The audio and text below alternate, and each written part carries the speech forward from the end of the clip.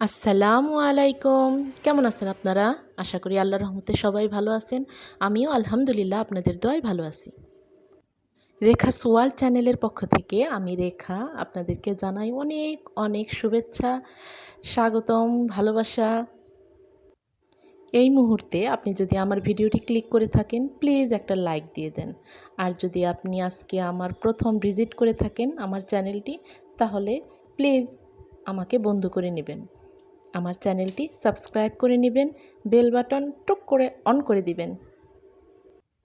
তো ভোরবেলা উঠেছি, বেডরুমের জানালা আর ড্রয়িং রুমের জানালাটা আমি খুলে দিলাম, আর একটু ছাদে যাব। ভোরবেলার বাতাসটা মানে গায়ে লাগানোর একটা অন্যরকম অনুভূতি কাজ করে।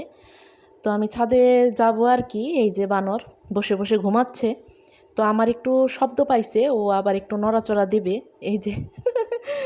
তো কি আর বলবো, মানে আমি একটু ভয় পাইতেছি, আমি যাইতে পারতেছি না, কারণ ও কামড়ে দেবে। এগুলো খুব পাজি। অনেকক্ষণ অপেক্ষা করার পর আমি ছাদে যাইতে পারছি, মানে ও সরছে, তারপরে আমি অনেকক্ষণ চেষ্টা করছি, দেখি ও সরে নাকি। এই যে মানে কত রকমের যে করতেছি, কিন্তু সরতেছে না। তারপরে যাই হোক, গেছে, আমি উপরে যাইতে পারছি। এইভাবে বসে আছে তো বসেই আছে, আর যাইতে চায় না। তখন কি করছি, বড় একটা লাঠি নিয়ে এসে তারপরে ওকে তাড়াইয়া আমি উপরে উঠছি। এই হলো ব্যাপার। মানে এদের যন্ত্রণায় অতিষ্ঠ আমরা। আর এই যে পুকুর পাড়টা দেখাচ্ছি, প্রায় বেশ কয়েকদিন পরে আমি আপনাদের পুকুর পাড়টা দেখাইতেছি, কারণ এর আগে আমার ভাইয়ের গায়ে হলুদের ভিডিও দিলাম, বিয়ে বউ ভাতের ভিডিও দিলাম। আপনারা সেই ভিডিওতে আমাকে অনেক অনেক ভালোবাসা দিচ্ছেন, আমি আপনাদের কাছে কৃতজ্ঞ।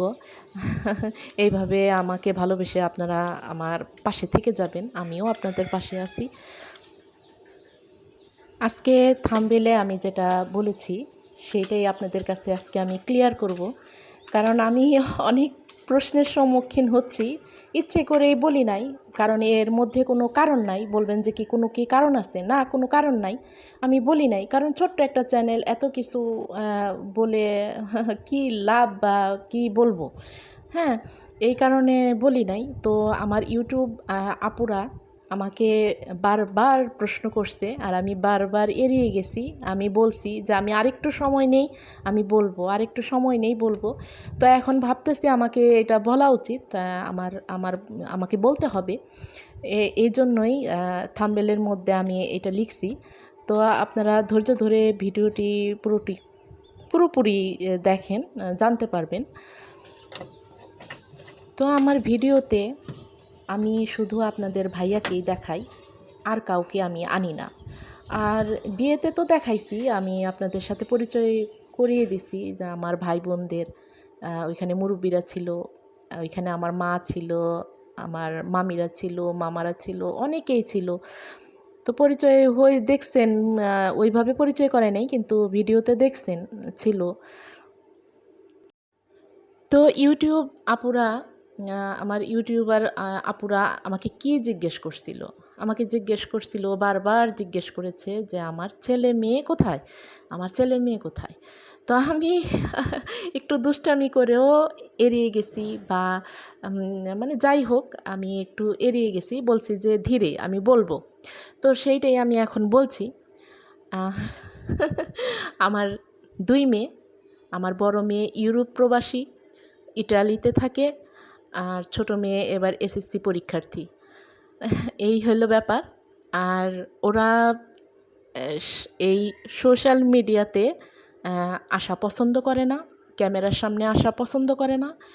আর আমি যে ইউটিউব করি এটাও অতটা পছন্দ না। এখন যেহেতু আমি করছি, ফার্স্টে তো কোনো রকম পাই নাই, মানে ওরা পছন্দ করে নাই। যেহেতু তারপরে দেখছে যে না, আমাকে আমার ইউটিউব পরিবার থেকে আমি অনেকটা সাপোর্ট পাচ্ছি, তখন ওরা করছে যে আচ্ছা ঠিক আছে, করো।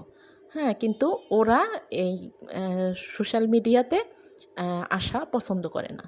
তো যাই হোক, এই কারণেই ওদেরকে ভিডিওতে আনি না। আর বড়টাকে কীভাবে আনবো? বড়টা তো, সে তো ইউরোপেই থাকে, ইটালিতে থাকে। দেখা গেছে 2-3 বছর পর ও বেড়াতে আসে। আর ছোট মেয়ে আছে, আমরা সংসারে 3 জন, আপনাদের ভাইয়া, আমি আর আমার মেয়ে। আমার ছেলে নাই। এই হলো ব্যাপার। তো একটা জিনিস সাথে সাথেই সঙ্গেই তো বলা যায় না, বা একটা সম্পর্ক হতে হয়। যেমন ইউটিউব পরিবারের আপুদের সাথে আমার একটা মানে পারিবারিক সম্পর্কের মতো হয়ে গেছে। এজন্য প্রথমেই কিছু জানাই নাই, বলছি যে আস্তে আস্তে সব মানে বলবো আমার ছেলে মেয়ে কয়জন।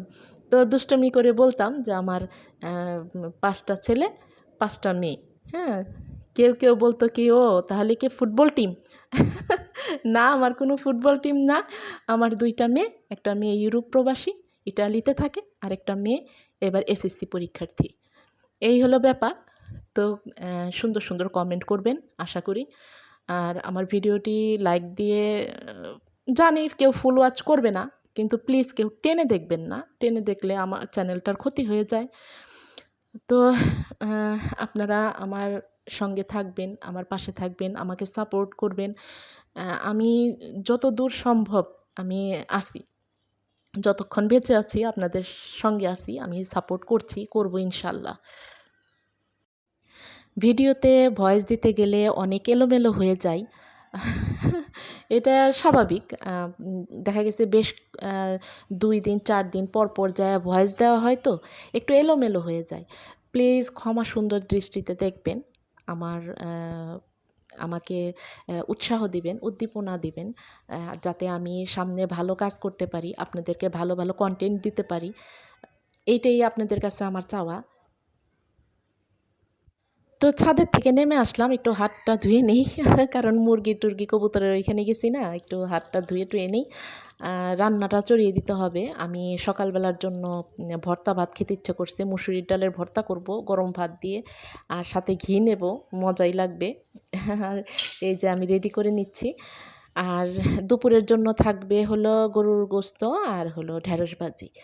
এই হলো আমার আজকের ভিডিও। তো সবাই সুস্থ থাকবেন, ভালো থাকবেন, আমার জন্য দোয়া করবেন, আমি আপনাদের জন্য দোয়া করি।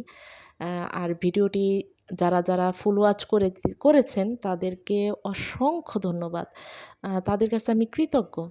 এভাবে আমার পাশে থাকবেন। তো সবাইকে আল্লাহ হাফেজ, আসসালামু আলাইকুম।